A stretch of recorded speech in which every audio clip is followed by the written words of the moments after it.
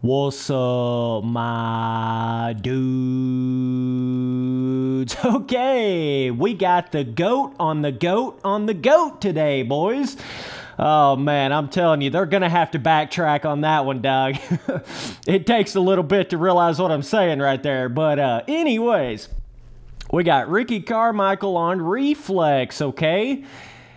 Just made my James Stewart on Reflex video. I know a lot of you guys really enjoyed that one. I did see the comments where you guys told me to go in there and do a video on some of the other riders and some of these other pre-made riders in the game. And just like the James Stewart on Reflex, when you go in there and ride with the Ricky Carmichael on Reflex, it literally gives you the same effect that the James Stewart gives you, but in the way that it should for Ricky Carmichael. You see what I'm saying? Like, the James Stewart feels looser, kind of more slidey, you know, scrubby on the jump faces, you know, kind of more out of control style. And then when you go to the Carmichael, it feels more like an actual what you would think Ricky Carmichael would feel like, okay? I know this shit sounds so crazy, but this is just another one of those little things that just, it makes Reflex the greatest of all time, and it's not even close, okay? The fact that they even got it close to where Stewart kind of felt like Stewart and Carmichael kind of felt like Carmichael inside of the game, that's just unbelievable, bro. Like, some of you boys acted like these milestone games with these little, you know, Legends DLC packs and shit. Boy, you have no idea.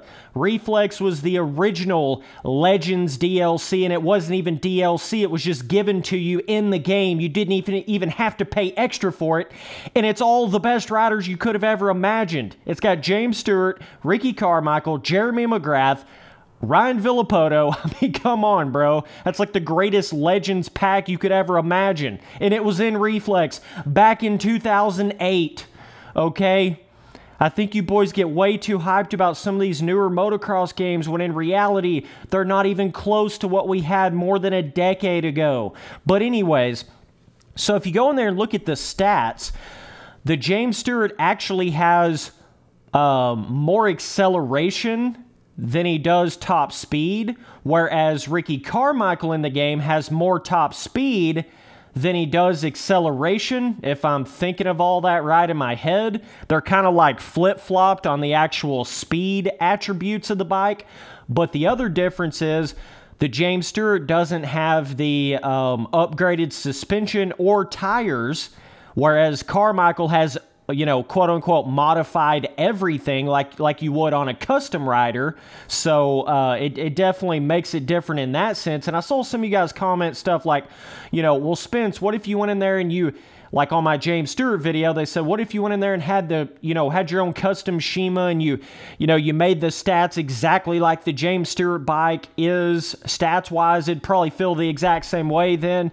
And that may be the case. I haven't really tested that. But you also got to realize, like, how many people's going to go in there and normally just have, like, a custom bike that only has upgraded speed and it doesn't have upgraded suspension or tires. Like, that's just something you would never do.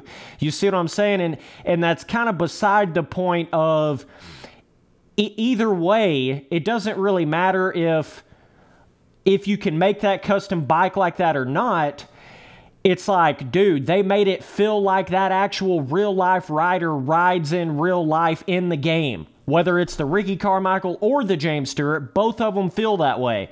Like, you know, the Ricky Carmichael's got more of that top speed, like you would think of Ricky Carmichael being more motocrossy, high speed, top speed, little bit more grip in the corners. You know, whereas James Stewart in the game's doesn't have that upgraded tires, so he's a little more on the loose side, right? And that's exactly how I feel like they are in real life. It's so crazy, dude.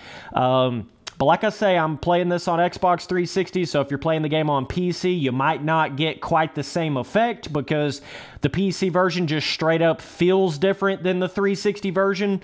It just does, like, in every way, so. But man, this is just another one. Like, I'm telling you, Carmichael literally not only looks like Ricky Carmichael in the game, obviously, but He literally feels like it too when you're playing him in the game. It's like high speed, more traction, just the feeling of it. It's so hard to explain it, dude, but they absolutely nailed that element of making these different pre-made pro riders in the game somewhat actually feel like the real life rider rides, like we all know them to ride a certain kind of way. It's like they literally designed the attributes of their bikes to literally fit that. I don't know if that was done by design. It's hard for me to believe that it wasn't with how accurately they got it. It's really hard for me to believe that it wasn't done on purpose, Like, oh, okay, we'll go in here and make, the James Stewart feel a little bit looser, a little bit more scrubby on the jump faces, a little more like acceleration, more like Supercrossy. Then we'll go in here and make, the Carmichael have more top speed. Got, upgraded. Everything's upgraded, right? Obviously for the GOAT, right? It all just kind of makes sense. I don't know. And that's the way with everything about Reflex. That's the way with the animations, the track designs, everything. Everything just made sense, dude. In comparison to these other motocross games out here, these other arcade motocross games. It's just like, it's unbelievable what they did with Reflex, period. So either way, you should be able to see strictly from the gameplay what I'm talking about here, especially if you go back and watch my James Stewart on Reflex video. Dog, it's just like, it's night and day difference, It's just, it's so crazy. And the weirdest part about it is you would think in your head, like, oh, well, if you don't upgrade if you don't have modified suspension or modified tires, then that bike must just completely suck. Like, that bike's just going to be terrible, like it would be on a MX versus ATV Supercross or, a bunch of these other games where they make those certain elements impact the bike so freaking much. And if you don't have those upgrades on, then it's just shit. That's not really the way Reflex was. Like, you can still go in there with a completely stock bike on Reflex, and if you got enough skills in the game, you can fucking mob around a track. You can still whip that bike all the way backwards. There is no, like, chassis upgrade or all this bullshit they started doing later in the games where it's like, if you don't have the bike fully modified, you're not even getting the full effect of the physics, That's not really how Reflex was. You get the full effect of the physics from the very beginning, even with a stock bike. But the modifications just kind of tweak everything just a little bit, and that's how it is on Reflex. But anyways, I appreciate you boys watching all these videos. Be sure you got that notification bell hit if you want to, okay? Definitely helps the channel out a lot. We're going to keep this ball rolling. I'm having a lot of fun making these videos right now. Just a little update on the live streams. YouTube finally got back to me on that, so I'm trying to work out the kinks with that right now. We'll be back to live streaming soon. Either way, appreciate you guys watching all the videos. Later, dudes.